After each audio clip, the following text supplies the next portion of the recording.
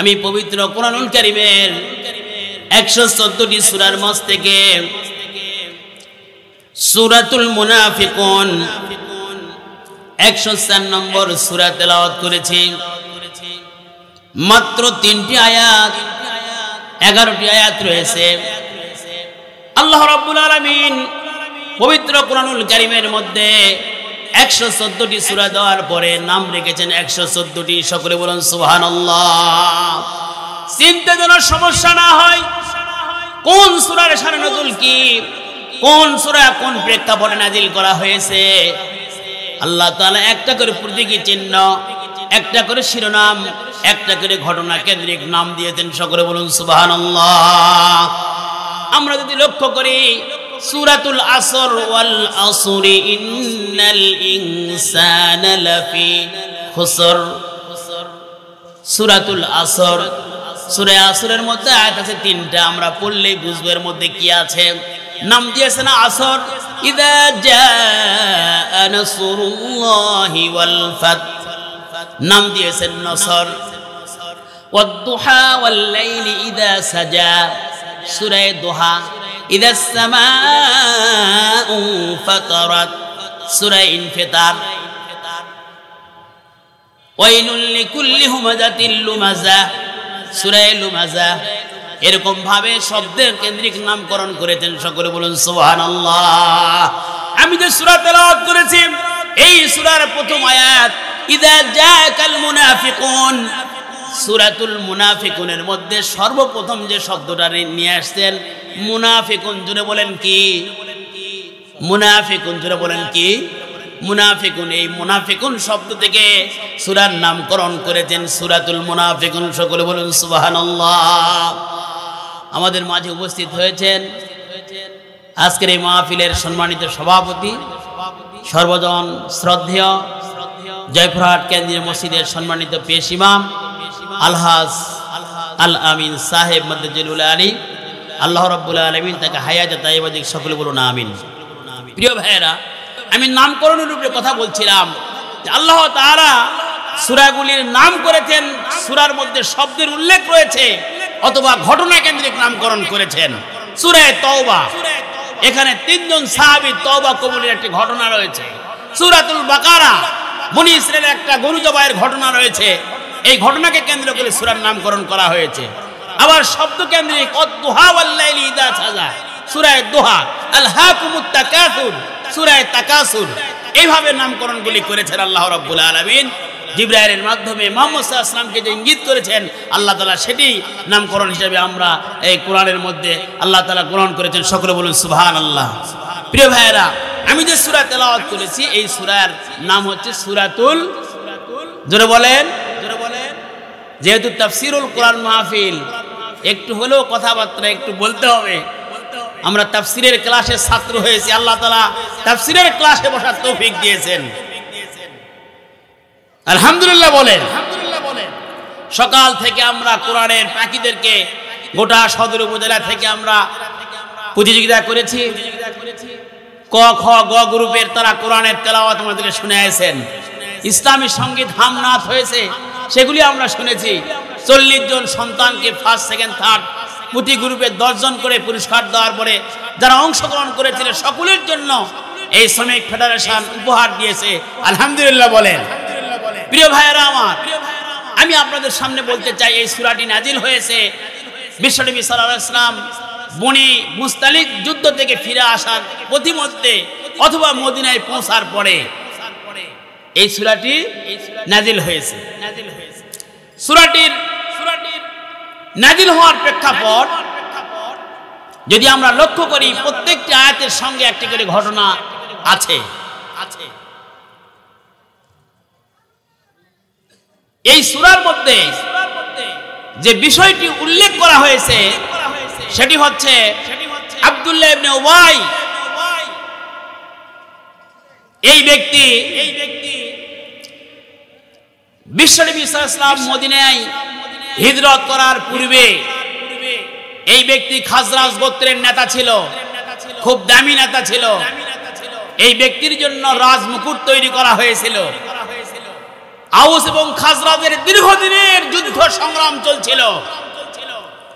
তারা এই যুদ্ধের নিরসনের সিদ্ধান্ত নিয়েছে, উভয় গোত্রের নেতারা, যে আমরা আব্দুল্লাহ ইবনে উবাইকে রাজমুকুট পরিয়ে দিয়ে আমরা তাকে নেতা হিসেবে গ্রহণ করে যুদ্ধ বন্ধ করে দিব। সব রেডি, সব কিছু কমপ্লিট। কিন্তু বিশ্বনবী সাল্লাল্লাহু আলাইহি ওয়াসাল্লামের হিজরতের অর্ডার হয়, তার সেই রাজমুকুট পরা হয় নাই।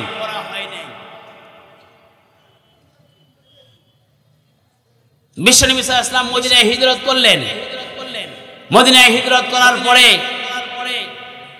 আউস এবং খাজরাতের লোকেরা দলে দলে ইসলাম কবুল করতে শুরু করলো। সুবহানাল্লাহ বলেন। এমন পর্যায়ে ইসলাম গ্রহণ করতে শুরু করেছে, আব্দুল্লাহ ইবনে উবাইয়ের যে গ্রুপ ছিল, এই গ্রুপেরও কিছু লোক ইসলাম কবুল করতেছিল। আব্দুল্লাহ ইবনে উবাই চিন্তা করতেছে, বড় বড় নেতারাও ইসলাম কবুল করতেছে। আব্দুল্লাহ ইবনে উবাই চিন্তা করতেছে, যদি আমি ইসলাম কবুল না করি তাহলে তো আমার নেতৃত্ব কর্তৃত্ব থাকবে না। যে ইসলামের গণজোয়ার শুরু হয়ে গেছে, যদি আমি উবাই নিজে ইসলাম কবুল না করি তাহলে তো আমার পথ থাকে না। এজন্য সে ইসলাম কবুল করেছে। সুবহানাল্লাহ বলেন। প্রিয় ভাইয়েরা, কোরআনের মধ্যে আল্লাযীনা আমানু শব্দটার ব্যাখ্যায় দেখলাম মুমিনদের জন্য ব্যবহার হয়েছে, মুনাফিকদের জন্য ব্যবহার হয়েছে।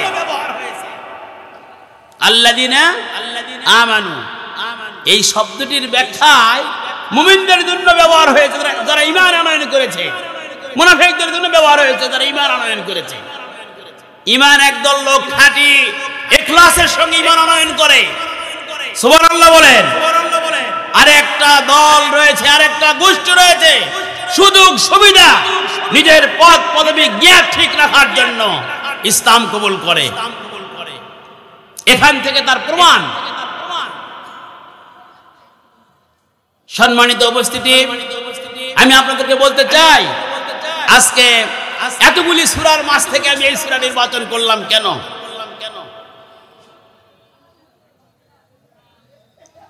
আব্দুল্লাহ ইবনে উবাই এই পৃথিবীর মুনাফিকদের প্রধান, রাইসুল মুনাফিকিন বলা হয়েছে।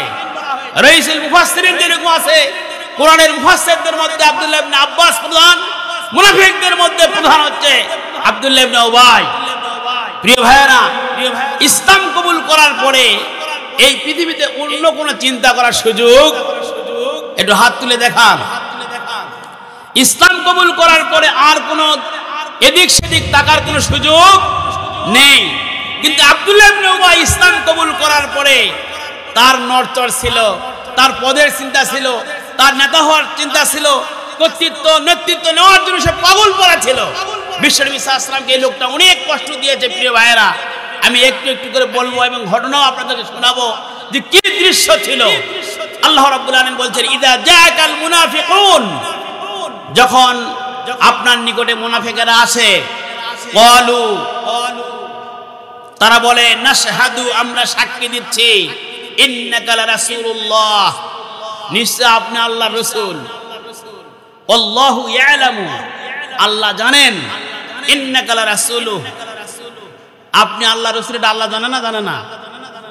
মুনাফিকদেরকে তো আর বলতে হবে না, আল্লাহ জানে না? জানে না? আল্লাহু ইয়াশহাদু, আল্লাহ সাক্ষী দিচ্ছেন, ইন্নাল মুনাফিকিনা লাকাযিবুন, নিশ্চয় মুনাফিকেরা মিথ্যাবাদী। মুনাফিকেরা মিথ্যাবাদী। প্রিয় ভাইয়েরা আমার, বিশ্বনবী সাল্লাল্লাহু আলাইহি সাল্লাম মদিনায় হিজরত করার পরে মসজিদে নববীতে জুমার নামাজের আগে, প্রত্যেক জুমার নামাজের আগে বিশ্বনবী মিম্বরে যাওয়ার পরে আব্দুল্লাহ ইবনে উবাই ঘোষণা করতেন, এই পর্যায়ে আপনাদের সামনে বক্তব্য উপস্থাপন করবেন, যার বদলতে তোমাদের মর্যাদা বৃদ্ধি হয়েছে। তার উপস্থাপন দেখেন, প্রত্যেক জুমার শুরুতে যেমন বক্তা উঠায় দেওয়ার জন্য উপস্থাপক বিভিন্ন কথা বলে, আব্দুল্লাহ ইবনে উবাই প্রত্যেক জুমার দিন এই এলান করত, আমাদের সামনে বক্তব্য দিবেন যিনি, তিনি হচ্ছেন বিশ্বনবী জনাব মুহাম্মদ রাসূলুল্লাহ সাল্লাল্লাহু আলাইহি সাল্লাম। তিনি হিজরত করার কারণে তোমাদের মর্যাদা বৃদ্ধি হয়েছে, সম্মান বৃদ্ধি হয়েছে। তোমাদের সব দিক থেকে তোমরা নেতৃত্ব কর্তৃত্বের অধিকারী হয়েছো। এই বান্দা যা বলবে মনোযোগ দিয়ে শুনবে, তার আনুগত্য করবে। তিনি যে কথাই বলবে সেটা মনোযোগ দিয়ে শুনবে এবং আনুগত্য করবে, তাহলে তোমাদের মর্যাদা সম্মান আরো বৃদ্ধি পাবে। সকলে বলুন সুবহানাল্লাহ। এরকম প্রত্যেক জুমার দিন বক্তব্য দিতেন, দিয়ে উপস্থাপন করতেন। এভাবে দীর্ঘদিন চলার পরে এই ব্যক্তি যখন উহুদের যুদ্ধ শুরু হয়ে গেল, উহুদের যুদ্ধ শুরু হওয়ার সময় 1000 সৈন্যবাহিনী নিয়ে বিশ্বনবী সাল্লাল্লাহু আলাইহি ওয়াসাল্লাম উহুদের ময়দানে রওনা দিলেন। মুনাফিকদের কি চরিত্র হয় দেখেন। রওনা দিলেন, রওনা দেওয়ার সময় পথের মধ্যে থেকে 1/3 সৈন্য নিয়েছে পলায়ন করে চলে আসলো। পলায়ন পথের মধ্যে থেকে পলায়ন করে চলে আসার পরে সে চুপচাপ রয়ে গেল। প্রিয় ভাইয়েরা আমার, উহুদের ময়দান থেকে বিশ্বনবী সাল্লাল্লাহু আলাইহি ওয়াসাল্লাম যখন জিহাদ করে চলে আসলেন, আসার পরে আবার পরবর্তী জুমায় সে আবার যখন দাঁড়িয়ে গেল, কয়েকজন সাহাবী তার পাঞ্জাবি টেনে ধরলেন যে আপনি নামেন, আপনার কথা বলার অধিকার নেই, আপনি কপটতা করেছেন, আপনি সিটারি বাটপাড়ি করেছেন, আপনি ময়দান থেকে পলায়ন করেছেন। আব্দুল্লাহ উবাই ছিল খুব সেরা নেতা, অনেক শক্তিশালী নেতা ছিল, তার বিরুদ্ধে কথা বলার মতো কোনো শক্তি ছিল না। প্রিয় ভাইয়েরা আমার, যখন তাকে টান দিয়েছে পাঞ্জাবি, এভাবে টেনে হিস্ট্রি যখন নামানোর চেষ্টা করেছিল, এই ভাষণ দেওয়ার পরে সে সাহাবায়ে কেরামদের নিকট থেকে টপকে টপকে এইভাবে সে মানে ঘাড়ের উপর দিয়ে ভাবে এক এক করে মসজিদ নববীর গেট পর্যন্ত যখন সে পৌঁছলো, কয়েকজন সাহাবী তাকে ধরার পরে বললেন যে কি হয়েছে? বলছে আমি একটু ভালো কথা বলার জন্য দাঁড়াতে চেয়েছিলাম, যে কথাগুলি বললে মুহাম্মদের শক্তি আরো মজবুত হবে, মুহাম্মদের সংগঠন আরো মজবুত হবে। এভাবে বক্তব্য দিচ্ছিল, কিন্তু আমাকে উঠতে দেয় না, এভাবে আমাকে অপদস্থ করেছে, আর আমি যাব না। সাহাবায়ে কেরাম বললেন যা হয়েছে হয়েছে, চলেন আমরা যাই। বিশ্বনবীর দরবারে যাওয়ার পরে তিনি আল্লাহর নিকটে আপনার জন্য তওবা প্রার্থনা করবেন, ক্ষমা প্রার্থনা করবেন। এই মুহূর্তে আব্দুল্লাহ ইবনে উবাই মাথা ঝাঁকি দিয়েছে, এরকম কোরআনের মধ্যে আসে যাচ্ছে, এরকম ঝাঁকিতে বলছে যে না আমি যাব না। তার ভাষণ তাহলে ঠিক আছে? জোরে বলেন। আল্লাহর আনুগত্য করো, রসুলের আনুগত্য করো, রসুল যা বলবে তা মানো। এই কথাগুলো তার ঠিক ছিল? ঠিক ছিল। সে বলছে না, কখনোই সেখানে আমি যাব না।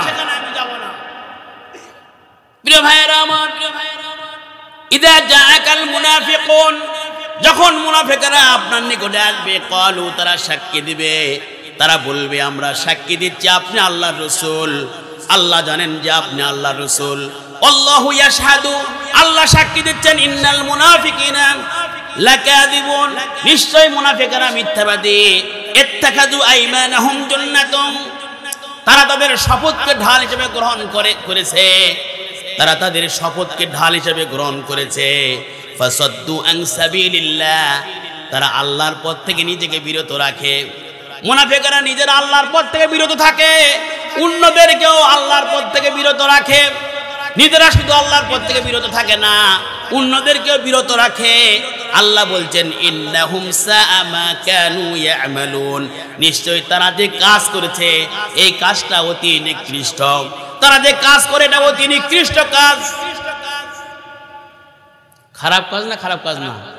জোরে বলেন। তারা যে কাজ করেছে এটা খুব খারাপ কাজ করেছে। প্রিয় ভাইরা আমার, যালিকা বিআন্নাহুম আমানু সুম্মা কাফারু ফাতুবিয়া আলা কুলুবিহিম ফাহুম লা ইয়াফকাহুন, এটা এই কারণে যে তারা ঈমান আনার পরে আবার কাফের হয়ে যায়। প্রিয় ভাইরা আমার, স্পষ্ট শুনে নেন, মুসলমানের ঈমানের কথা কোরআনের মধ্যে স্পষ্ট আছে, ঈমানদারদের কথা, কাফেরদের কথা স্পষ্ট আছে, মুনাফিকদের কথা এটা যালিকা বিআন্নাহুম আমানু, তারা ঈমান আনার পরে আবার কাফের হয়ে যায়। মুনাফিকরা ঈমান আনার পর কি হয়ে যায়? জোরে বলেন, আরো জোরে বলেন।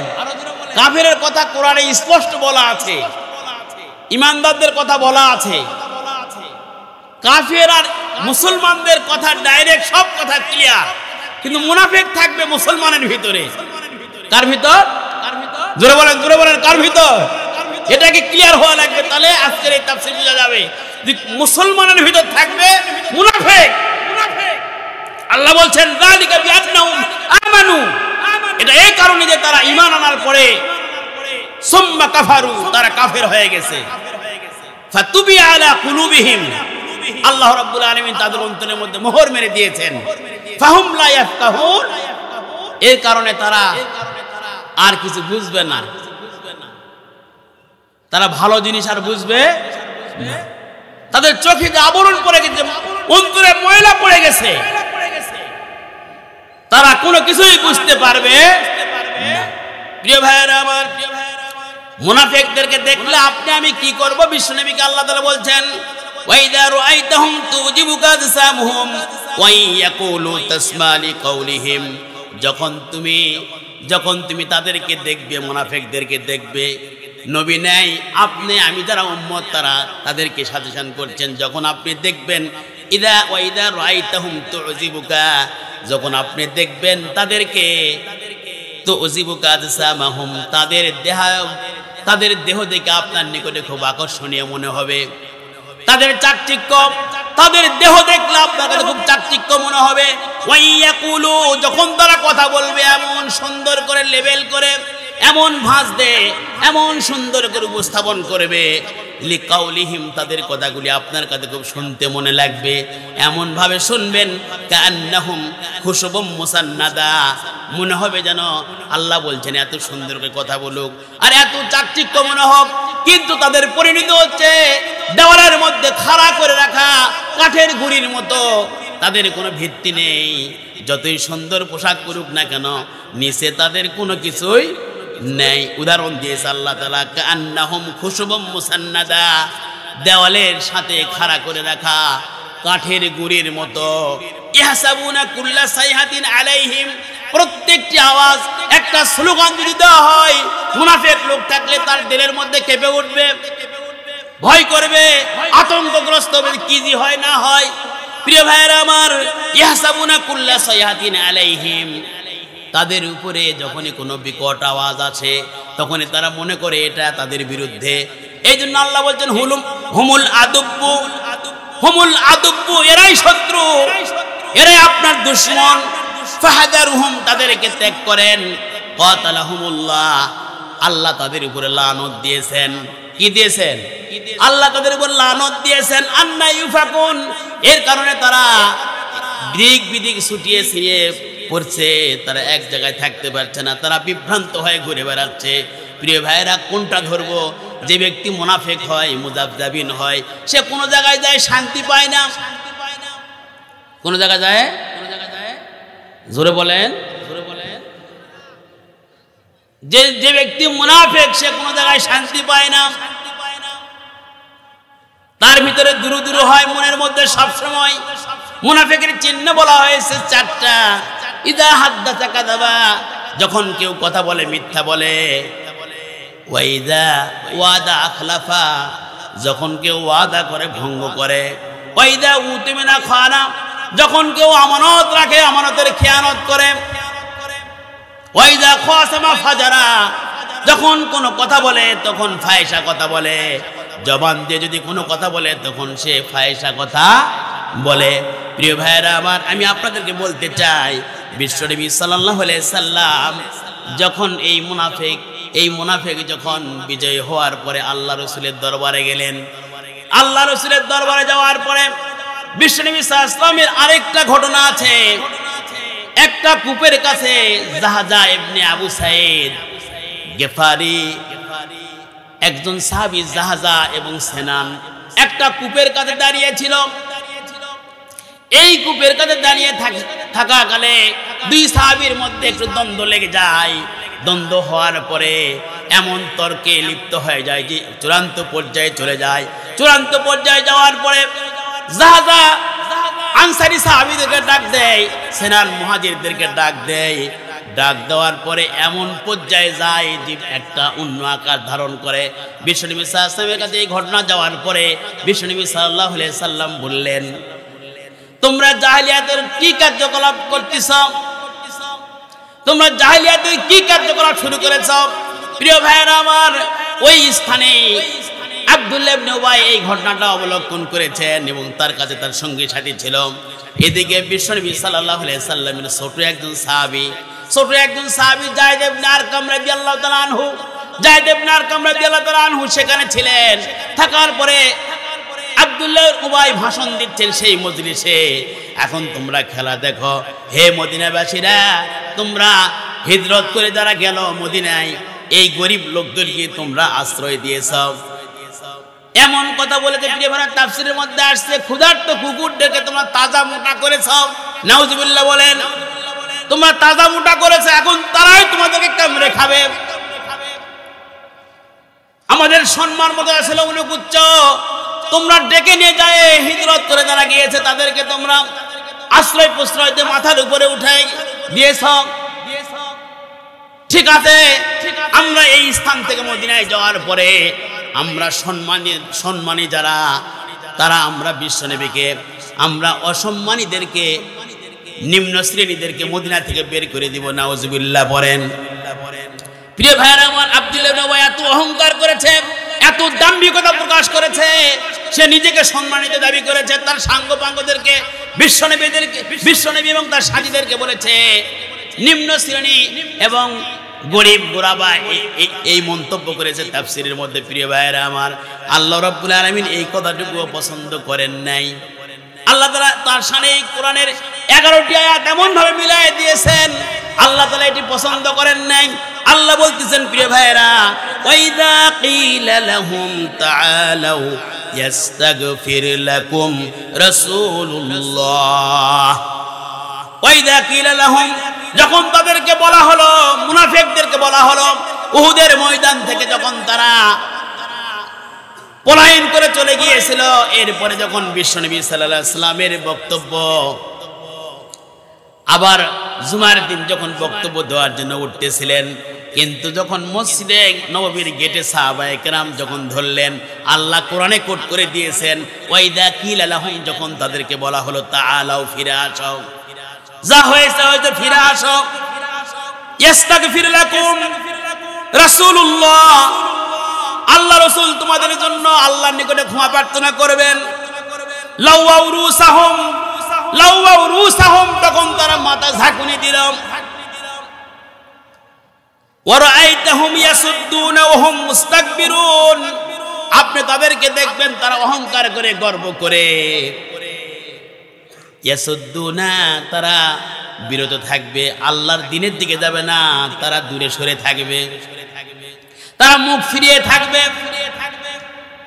তারা মুখ ফিরিয়ে থাকবে। কিন্তু বললেন যে আমি তো নবীর এমন ভাষণ দিব যে নবীর কাজ শক্ত হবে, মজবুত হবে, সবাই মিলে কাজ করবে, নবী করিম সাল্লাল্লাহু আলাইহি ওয়াসাল্লামের কথা আনুগত্য করবে, সব কিছু করবে। কিন্তু যখন বললেন যে মাফ করবে চলেন, তখন তার সে মাথা ঝাঁকুনি দিল, ঝাঁকুনি দিয়ে বলতেছে ইয়াসুদ্দুনা, মুখ ফিরিয়ে নিল, ওয়া হুম মুস্তাকবিরুন, একটাই কারণ অহংকার করা। কি করা? জোরে বলে, ওয়ালা তামশি ফিল আরদি মারহা, আল্লাহ বলছেন তোমরা জমিনের মধ্যে অহংকার করিও না, জমিনের মধ্যে অহংকার করিও না। আল্লাহ তাআলা অহংকারীকে কখনোই পছন্দ করেন না। প্রিয় ভাইরা আমার, সাওয়াউন আলাইহিম আস্তাগফারতা লাহুম আম লাম তাস্তাগফির লাহুম লা ইয়াগফিরাল্লাহু লাহুম, আল্লাহ বলবেন, নবীকে বললেন আপনি তাদের জন্য ক্ষমা করেন আর না করেন, আপনি তাদের জন্য ক্ষমা প্রার্থনা করুন আর নাই করুন, সাওয়াউন আলাইহিম, তাদের জন্য উভয় সমান। আস্তাগফারতা লাহুম, আপনি তার জন্য ক্ষমা করুন, আম লাম তাস্তাগফির লাহুম, যদি আপনি তাদের জন্য ক্ষমা করেন আর না করেন, তাদের উভয় সমান, তাদেরকে কখনো আল্লাহ তাআলা ক্ষমা করবেন লা ইয়াগফিরাল্লাহু লাহুম, কখনোই আরবি গ্রামের কায়দার লাম শব্দটা তাকিদের জন্য, কখনোই আল্লাহ রাব্বুল আলামিন তাদেরকে ক্ষমা করবেন না। ইন্নাল্লাহা লা ইয়াহদিল কওমাল ফাসিকিন, নিশ্চয় আল্লাহ তাআলা ফাসিক সম্প্রদায়কে হেদায়েত দান করেন না। আল্লাহ তাআলা ফাসিক সম্প্রদায়কে হেদায়েত দান করেন না। প্রিয় ভাইরা, তারা জালেম ফাসিক, তাদেরকে আল্লাহ হেদায়েত করেন না। কোরআন হেদায়েত করবে কাদের জন্য? প্রথমেই বলে দিয়েছেন হুদাল্লিল মুত্তাকিন। কোরআনের প্রথমে বলা হয়েছে না হয় নাই? জোরে বলেন। যালিকাল কিতাবু লা রাইবা ফিহি হুদাল লিল মুত্তাকিন। এটা এমন একটা কিতাব যার মধ্যে কোনো সন্দেহ, হুদাল লিল মুত্তাকিন, মুত্তাকিনদের জন্য এই কোরআন হবে হেদায়েত। সকলে বলুন সুবহানাল্লাহ। কাদের জন্য হবে? জোরে বলেন, কাদের জন্য হবে? ইন্না আকরামাকুম ইনদাল্লাহি আতকাকুম, ইন্না আকরামাকুম ইনদাল্লাহি আতকাকুম। নিশ্চয় আল্লাহর নিকট সম্মানিত ওই ব্যক্তি যেই ব্যক্তি খোদাবিদিতে উন্নত, খোদাবিদিতে সর্বশ্রেষ্ঠ, সেই ব্যক্তি হচ্ছে সম্মানিত। সকলে বলুন সুবহানাল্লাহ। প্রিয় ভাইয়েরা আমার, তাহলে আমরা যারা মুসলমানের ঘরে জন্ম নিয়েছি, ইমানদারের ঘরে জন্ম নিয়েছি, আল্লাহ তাআলা যাদেরকে কলেমা পড়ার সুযোগ করে দিয়েছেন, তাদের চরিত্রটা 1 নম্বর হওয়া লাগবে না 2 নম্বর হওয়া লাগবে? একটু হাত তুলে বলেন 1 নম্বর না 2 নম্বর? আল্লাহ জান্নাত তৈরি করেছেন, 1 নম্বর মাল নেবেন, 2 নম্বর নয়। কয় নম্বর নেবেন? আরো জোরে বলেন, কয় নম্বর? প্রিয় ভাইয়েরা, আমরা যারা বাজারে যাই, সামান্য বাজার করতে যাই, বিবি যে কথা আমাদেরকে বলে, আপনার চোখ নাই, কি বাজার নিয়ে আসেন? খালি 2 নম্বর জিনিস নিয়ে আসেন। একদিন 2 দিন বলার পরে যে জিনিস কিনেন, সয়াবিন কিনতে গেলেও বলেন যে ভাই 1 নম্বর না 2 নম্বর? জোরে বলেন না, বলেন না? হ্যাঁ প্রিয় ভাইরা, মাছ কিনতে গেলে বলেন ভাই আজকে না টাটকা না বাসি?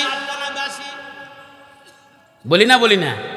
জোরে বলে, জোরে বলে। বেগুন হোক, সিম হোক, যেটাই হোক না কেন, আমরা সবাই 1 নম্বর কিনি। কয় নম্বর? তাহলে আল্লাহ কয় নম্বর নেবে? হাত তুলে বলেন কয় নম্বর? কিন্তু আমরা যদি 2 নম্বর হয়ে আসি, কয় নম্বর হয়ে আসি? কি মনে হয় না যে 2 নম্বর হয়ে আছেন? জোরে বলেন, 2 নম্বর না 1 নম্বর? মাল সব 1 নম্বর আল্লাহ চায়। কে কে 1 নম্বর হবেন? একটু আল্লাহকে হাত তুলে বলেন লিল্লাহি তাকবীর, লিল্লাহি তাকবীর। আল কোরআনের আলো, আল হাদিসের আলো, লিল্লাহি তাকবীর। প্রিয় ভাইরা, আমি আপনাদের স্পষ্ট বলতে চাই, আপনারা দুনিয়া কেউ জানে শুনে 2 নম্বর গ্রহণ করবেন না। গোস্ত কিনতে গেলেও বলবেন যে ভাই হাড্ডি কম দেন, ভালো মাল দেন। মাছ কিনতে গেলে একই কথাই বলবেন, চাল কিনতে গেলে একই কথাই বলবেন। সব জায়গায় আপনি দুনিয়ার 1 নম্বর নিচ্ছেন, তা আপনি আমি যদি 2 নম্বর হয়, তা আল্লাহ কি গ্রহণ করবেন? জোরে বলেন, করবেন? মুনাফিকদের সম্পর্কে সূরা মাউনের মধ্যে আল্লাহ বলছেন ফাওয়াইলুল লিল মুসাল্লিন, ফাওয়াইলুল লিল, জোরে বলেন, জোরে বলেন, ফাওয়াইলুল লিল মুসাল্লিন, মুসল্লিদের জন্য ধ্বংস। আলামিন ভাই, যারা নামাজ পড়ি, আল্লাহ বলতেছেন ফাওয়াইলুল লিল মুসাল্লিন, মুসল্লিদের জন্য ধ্বংস। যারা নামাজ পড়ে এদের জন্য ধ্বংস। এই আয়াত যদি তেলাওয়াত করা হয় আর যদি তাফসীর করি আমরা, তাহলে তো আমরা নামাজই ছেড়ে দিব। কিন্তু আল্লাহ তো ভালো বোঝেন, বোঝে না? বোঝে না? জোরে বলে, ফাওয়াইলুল লিল মুসাল্লিন, মুসল্লিদের জন্য ধ্বংস। আল্লাযীনা হুম আন সালাতিহিম সাহুন, যারা তাদের নামাজকে অবজ্ঞা করে, যারা তাদের নামাজকে অবজ্ঞা করে। তাফসীর অনেক লম্বা প্রিয় ভাইরা আমার। নামাজকে অবজ্ঞা করার অর্থ কি? আযান হয়, মুয়াজ্জিন বলে হাইয়া আলাস সালাহ, হাইয়া আলাস সালাহ, হাইয়া আলাল ফালাহ, হাইয়া আলাল ফালাহ। কিন্তু আমরা যারা ইমানদারের ঘরে জন্মগ্রহণ করেছি, আযান শোনার পরে জামাতে নামাজ পড়া আমাদের কোনো স্পিরিট নাই, আমাদের মধ্যে কোনো প্রেরণা নেই, কোনো স্পিরিট নাই। যদি আপনি মুসলমানের ঘরে জন্ম নিতেন, খাঁটি মুসলমান হতেন, আযান দেওয়ার পরে দুনিয়ার আর কোনো কাজ আপনার সঙ্গে থাকবে না। আপনি আগে নামাজ পড়বেন, তারপরে দুনিয়াতে কাজ করবেন। কথা ঠিক কিনা? কিন্তু আমরা নামাজ ছেড়ে দিই, আগে কাজ তারপরে নামাজ। আগে কাজ না আগে নামাজ? ধরে বলেন তো কোনটা? আর আমরা কি বলি? কাজটা হোক তারপরে নামাজ পড়ব, কাজটা হোক, নামাজ সম্পর্কে অবজ্ঞা করি না, আমাদের কোনো ভ্রুক্ষেপ নেই। প্রিয় ভাইরা আমার, নামাজ পড়তে গিয়েছি আমরা নামাজ পড়তে গিয়েছি, যাওয়ার পরে নামাজে আমাদের মন থাকে না। মুনাফিকদের চরিত্র বর্ণনা করা হচ্ছে।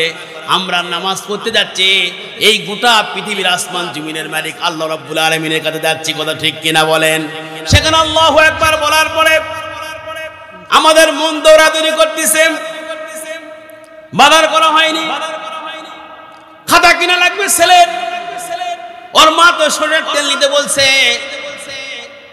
ছেলের কালকে পরীক্ষা, কেমন যে রেজাল্ট করবে, কোথায় আছে? জোরে বলেন। সকলেই নামাজের মধ্যে আছে, কিন্তু মনটা দৌড়াদৌড়ি করতেছে। প্রিয় ভাইয়েরা আমার, ছুটাছুটি করতেছে। আল্লাহ বলছেন ফাওয়াইলুল লিল মুসাল্লিন আল্লাযিনা হুম আন সালাতিহিম সাহুন। নামাজ হয়ে যাচ্ছে, কোনো ভ্রুক্ষেপ নাই, মনে করতেছে ব্যবসা করে চাকরি করে বিভিন্ন ঝামেলার মধ্যে আছে, মনে করতেছে কেন্দ্রের মসজিদে নামাজ পড়তে গেলে 14 মিনিট লাগবে, আমার এই 14 মিনিট দেওয়ার দরকার নেই, আমি পরে যাই 4 রাকাত নামাজ 4 মিনিটে মানে 4 মিনিটে পরে আসবো। অদাতা অত বড় লম্বা শুনে আমার লাভ কি? ভাই বোঝা যাচ্ছে না? কি তাফসীর বোঝা যাচ্ছে? নামাজকে অবজ্ঞা করি আমরা, কোনো ভ্রুক্ষেপ নাই। এরপরে ট্রিটমেন্ট দেখান, আমাদের সূরা কেরাত আমাদের ঠিক নাই, আত্মায়াতুদ দুরূদ শরীফ দোয়া কোনো ঠিক নাই, তাসবিহ তাহলিল ঠিক নাই, মাথা থেকে পা পর্যন্ত আমাদের ব্যারামে ভরে আছে। প্রিয় ভাইরা, আর আমরা এদেশে ইসলামী রাষ্ট্রের স্বপ্ন দেখতেছি। কি স্বপ্ন দেখতেছি? জোরে বলেন, জোরে বলেন। আমরা ইসলামী রাষ্ট্রের স্বপ্ন দেখতেছি। এদেশে 95% মুসলমানের দেশ। প্রিয় ভাইরা আমার, 15টি বছর থেকে আমরা এখানে কি তাফসীর করতে পেরেছি? জোরে বলেন, আরো জোরে বলেন। তাফসীর করতে পেরেছি। আমরা মাহফিলে বুক ফুলে কথাও বলতে পারি নাই। বলার আগে আমাদেরকে সাজেশন দিত যেই লোকগুলা, সেগুলো অজুর পানি পর্যন্ত পেশাব করে, তারা পানি পর্যন্ত নেয় না। এরকমের লোক আমাদেরকে সাজেশন দিয়েছে, কথা বলা যাবে না, কথা বলা যাবে না, এভাবে কথা বলবেন। দিছে না, দেয় না? আজকে তারা কোথায় গিয়েছে? প্রিয় ভাইরা আমার,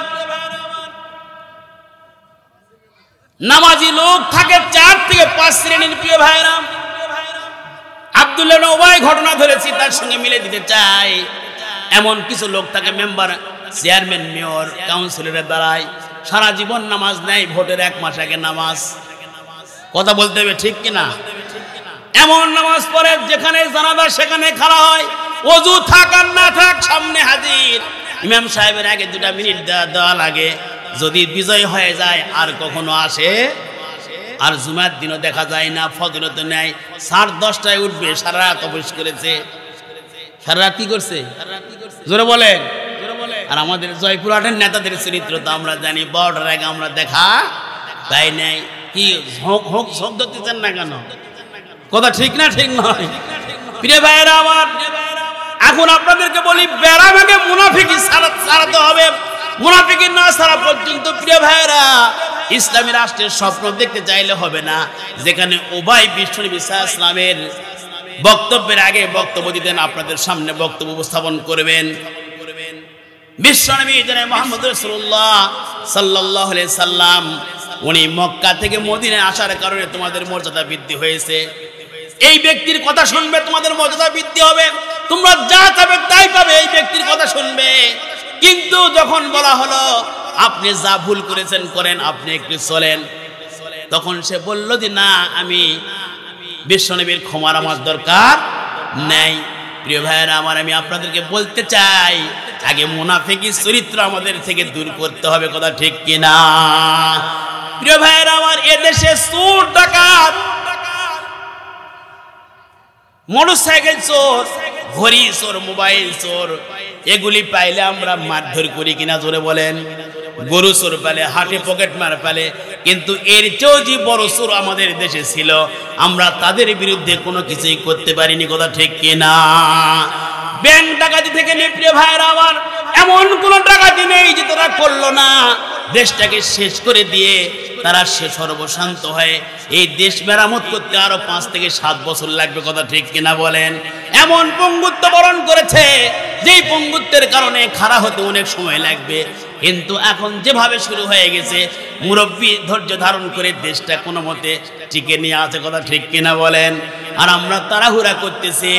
প্রিয় ভাইয়েরা আমার, যদি কোরআনের রাষ্ট্র না হয় তাহলে কখনোই আমরা জান্নাত পাবো আমাদের রায়টা কোরআনের পক্ষে যাবে না বিপক্ষে? জোরে বলেন, একটু হাত তুলে দেখান প্রিয় ভাইয়েরা, কোরআনের পক্ষে না বিপক্ষে? জোরে বলেন, পক্ষে না বিপক্ষে? শুধু মাহফিলে, ঈদের মাঠে, মসজিদে, কেন্দ্র মসজিদে জানা যায় না সর্ব জায়গায়? এই দেশ আর তসরুম হতে দেওয়া যাবে না। চোর, ডাকাত, সন্ত্রাসী সব নির্মূল করতে হবে। রাজি আছেন? আমরা অনেক বক্তব্য শুনেছি, অনেক বক্তব্য দেখলাম, অনেক সাজগুজ নেতা দেখা আমাদের চেয়ে। আমরা এই দেশ কোরআনের আলোকে গঠন করতে চাই, তারাও যদি কোরআন চায় আমরা তাদেরকে সমর্থন করব। কথা ঠিক কিনা? লিল্লাহি তাকবীর। কিন্তু কোরআনের বিরুদ্ধে কথা বলে আমাদের মন জয় করার কোনো সুযোগ, আর মানুষ অত আর বোকাও নেই। কথা ঠিক কিনা বলেন? আপনারা নিজেরা ঠিক হলে হবে না। মাদেরকে, বোনদেরকে, খালাদেরকে, ফুফুদেরকে কথাটা বলতে হবে প্রিয় ভাইয়েরা। জিহাদ যদি ইসলামের সবচেয়ে বড় আলামত হচ্ছে জিহাদ। হুজুর সাল্লাল্লাহু আলাইহি ওয়াসাল্লামকে বলা হলো আইয়ুল আমালি আফজাল, সর্বোত্তম আমল কোনটি? আল ঈমানু বিল্লাহ, আল ঈমানু ওয়াল জিহাদু ফি সাবিলিল্লাহ। আল্লাহর প্রতি ঈমান, এরপরে আল্লাহর রাস্তায় জিহাদ। সকলে বলেন সুবহানাল্লাহ। এখন যদি বলা হয় যে ভাই কালকে পুরানাপুর জিহাদ হবে, 1000 লোক যাব, পুরানাপুরের লোক 10,000, অস্ত্র শস্ত্র সজ্জিত, আপনারা কি আদৌ যাবেন ভাই বলেন তো? না, আমি বলি বিভিন্ন ওই হাসা ঠাট্টা ওগুলি বক্তব্য দেওয়া পারি না আমি। মানে আপনারা কি যেতে পারবেন বলেন? যাবেন কি আপনারা? ও দাদা আমি যাই জীবন দিব মনে করেন এটা কথা? এত সৃষ্টি উলামায়ে কেরাম, এদেশের 95% মুসলমানের দেশ, কোরআনের দেশ, কওমি মাদ্রাসার দেশ, আলিয়া মাদ্রাসার দেশ, হাফেজিয়া মাদ্রাসা, 5.5 লক্ষ মসজিদ জরিপে আমরা দেখতেছি। এত ওয়াজ নসিহত হওয়ার পরে সামান্য একটা অন্ধকার ঘরে সিল মারলে যদি কোরআনের রাষ্ট্র হয়, এই মতামতটা দিতে আপনাদের আপত্তি কোথায়? সাউন্ড সবাই দিল না। তারা মুসলমান, আমরা মুসলমান দাবি করি, কিন্তু কোরআনের পাখিকে কিভাবে দেশ থেকে উৎখাত করে দেওয়া হলো, এটা কি সহ্য করার মতো? জোরে বলে। এই মুনাফিকরা বলে আমরা কি মসজিদ করি নাই, আমরা মডেল মসজিদ করি নাই, আমরা হাফেজে মাদ্রাসা অনুদান দেই নাই, আমরা কি মাদ্রাসায় দাখিল আলেম ফাদেল কামেল মাদ্রাসায় বেতন দেই নাই, বই পুস্তক দেই নাই, সব আপনি করেছেন। কিন্তু আলেমদেরকে জেলখানায় ঢুকে ঢুকে মেরে ফেলে দিলেন। কথা ঠিক কিনা বলেন? এই দেশের শ্রেষ্ঠ সন্তান যারা, দেশ মেরামত যারা করবে, আগামী দিনে দারিদ্র মুক্ত, ক্ষুধা মুক্ত, সন্ত্রাস মুক্ত, রাজনীতি মুক্ত, সুস্থ রাজনীতির যে বিকাশ ঘটাবে, যে 5 জন ইসলামিক স্কলারকে আপনি ফাঁসিতে মেরেছেন, এটা জাতি কোনোদিন ক্ষমা করতে পারে না। এর চেয়ে বড় মুনাফিক আর পৃথিবীতে হয় না প্রিয় ভাইরা। 1 বিঘা আপনি ইসলামিক ফাউন্ডেশনে সহজ কোরআন শিক্ষা কোর্স চালু করেছেন। কি শিক্ষা? জোরে বলেন। মুনাফিকদের কার্যক্রম দেখেন, সহজ কোরআন শিক্ষা কার্যক্রম 10 বছর আগে সংসদে রায় হয়ে আছে, পাস হয়ে আছে। প্রত্যেকটা প্রাইমারি স্কুলে একটা দাওরা হাদিস এবং কামেল পাস ভাইদেরকে চাকরি দিতে হবে। জোরে বলেন কি? কওমি দাওরা কামেল পাস যারা থাকবে প্রাইমারিতে চাকরি দেওয়ার রায় হয়ে আছে। কিন্তু তাদের ভিতরে ভয়, ইহসাবুনা কুল্লা সাইহা, প্রত্যেকটি আওয়াজ তাদের বিরুদ্ধে চলে যাবে কিনা। এমনি তো বড় পড়া যাচ্ছে না, আবার যদি প্রাইমারি ছাত্রদেরকে কনভিন্স করে তাহলে আমরা আবার কোথায় থাকবো? যার কারণে নিয়োগটা স্টপ করে রাখছে। একথা আপনাদেরকে স্পষ্ট জানাই দিলাম। আমাদের কচিকতা সন্তানদেরকে স্কুলে পড়াতে মানা করি নাই। আফগানিস্তানের দিকে তাকান, সিরাত সুরত এলেম, আজকে সেই এলেমের বলে সিরাতের কারণে, সুরতের কারণে ইসলামী রাষ্ট্র করে গোটা পৃথিবীকে দেখাই দিয়েছেন। সুবহানাল্লাহ বলেন। আপনারা বলতে পারেন আমাদের দেশে কোরআনের রাষ্ট্র হলে চালাতে পারবে, আফগানিস্তান চালাতে পারতেছে না? জোরে বলেন, চালাতে পারতেছে না? পারতেছে না। অনেকেই বলেছিল 1 মাস যাবে না, 2 মাস যাবে না, 3 মাস যাবে না। আল্লাহর রহমতে বছরের পর বছর পার হচ্ছে। সুবহানাল্লাহ বলেন। প্রিয় ভাইরা, আজকে যদি আপনি আমি পূর্ণাঙ্গ মুসলমান হতে চাই, ইমানদার হতে চাই, কোরআনের বিকল্প নেই। জোরে বলেন, কার বিকল্প নেই? রাসূলের আদর্শের বিপরীতে নাই। রাসূলের আদর্শের বিপরীতে যাওয়ার কোনো সুযোগ নেই। যে দল করেন, যে পার্টি করেন, আমরা অনেক পার্টি অনেক দল দেখেছি। আমাদের পরিষ্কার কথা, আলেমদের কথা, ইন্নাল উলামা ওয়ারাসাতুল আম্বিয়া, এর উত্তরসূরির আলেম, ইন্নামা ইয়াখশাল্লাহ মিন ইবাদিল উলামা। আলেমেরা আল্লাহকে বেশি ভয় করে। কারা ভয় করে? আলেমেরা। বলেন তো, 5 আগস্টের পরে কোন আলেম গরু চুরি করছে? কোন ব্যাংক ডাকাতি করছে? কোন রাস্তা ছিনতাই করছে? মোটরসাইকেল চুরি করছে? কোন হাফেজ, কোন ক্যারি, কোন আলেম? এই 15 বছর থেকে কোন আলেম, ইমাম মুয়াজ্জিন বলেন, কোন বড় ধরনের কি কোন পেপারে মোবাইলে কোন আপনাদের স্ট্যাটাস পাইছেন? তা আলেমদের হাতে নেতৃত্ব দিতে আপনাদের ভয় কোথায়? মসজিদে জুমার নামাজ পড়াতে পড়াতে আমার 20 বছর হয়ে গেল পুরো বাজার। সুবহানাল্লাহ বলে। যখন দাড়ি উঠে নাই, এখন দাড়ি পাকতে শুরু করে দিয়েছে এবং অধিকাংশ মানে পেকে গেল। খালি মসজিদে কোরআন রাখলে হবে? জোরে বলেন, হবে? আল্লাহর বিচার দুনিয়াতে হয়, এটা কি আপনারা বুঝেন না?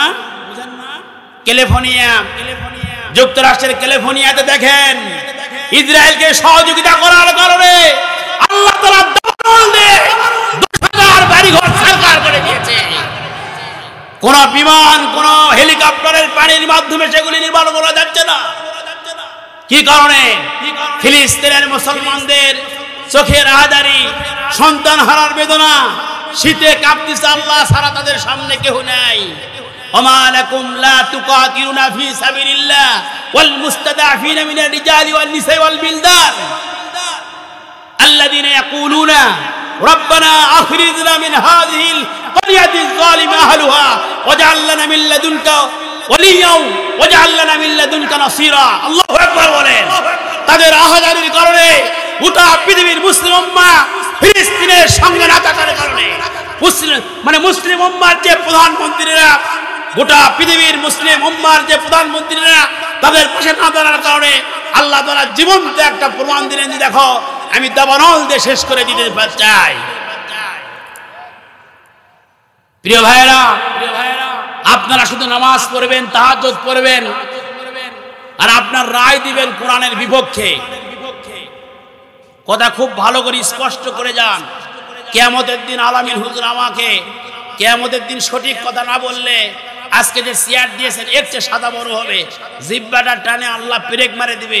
যে বাছাই করে তোমাদেরকে আলেম করা হলো, আমার কোরআন তোমাদের সামনে ছিল, আমার নবীর হাজার হাজার হাদিস ছিল, তোমরা স্পষ্ট কথা বলনি কেন? তোমরা নেফাকিয়াত গ্রহণ করে জাতিকে বিভ্রান্ত করে আমার কোরআনের একটা আয়াত তোমাদের দেশে বাস্তবায়ন করতে পারো নাই। 350 সংসদ সদস্য ছিল, তোমরা একটা আয়াত বাস্তবায়ন করতে পারো নাই কেন বলো?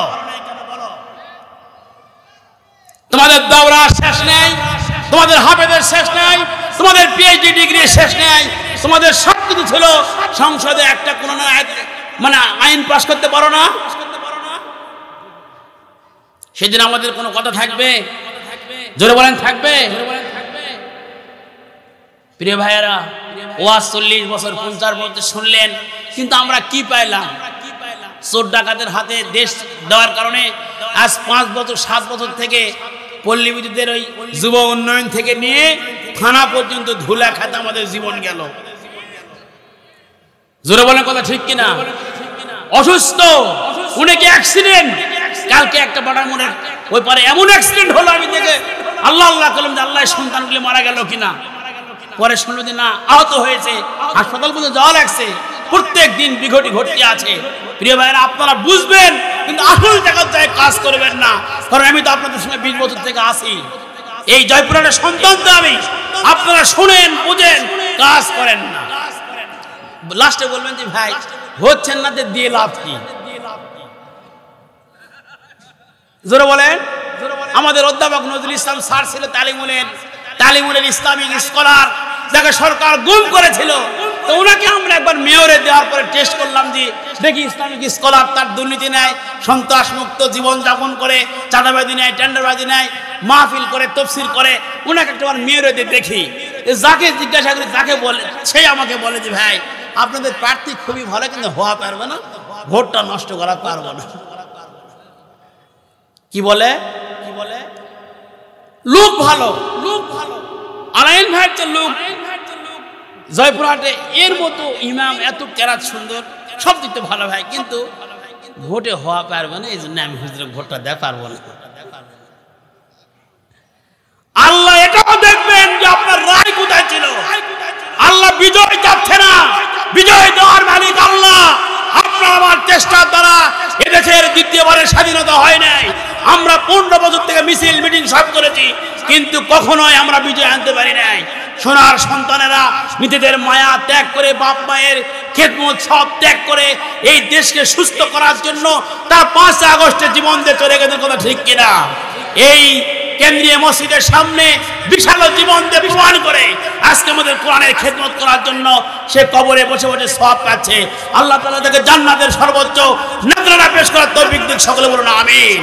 প্রিয় ভাইয়েরা আমার, আমি আপনাদেরকে বলতে চাই, আজকে যদি আমাদের হৃদয়ের মধ্যে মুনাফিকের চিহ্ন থাকে, আমরা কখনো জান্নাতে যেতে পারবো?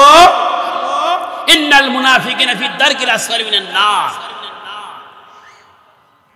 ইন্নাল মুনাফিকিনা ফি দারকিল আসফালি মিনান নার। মুনাফিকদের স্থান জাহান্নামের উপরে নয়, জাহান্নামের সর্বনিম্ন স্তরে, জাহান্নামের সর্বনিম্ন স্তরে। আমি কি আপনাদের সামনে কোরআনের সূরাটি বাছাই করতে ভুল করেছি? জোরে বলেন। আপনারা সকলে ওয়াজ শুনতে খুব ভালোবাসেন। আমি চিন্তা করতেছিলাম কাশেম মদিনে কি বক্তব্য দিব, যে জাদরেল হাফেজ ওলামায়ে কেরাম, তেমন রকম যদি সূরা মুনাফিকুন ধরি, এর মধ্যে যদি কিছু কথা বলা যায়। আলহামদুলিল্লাহ বলেন।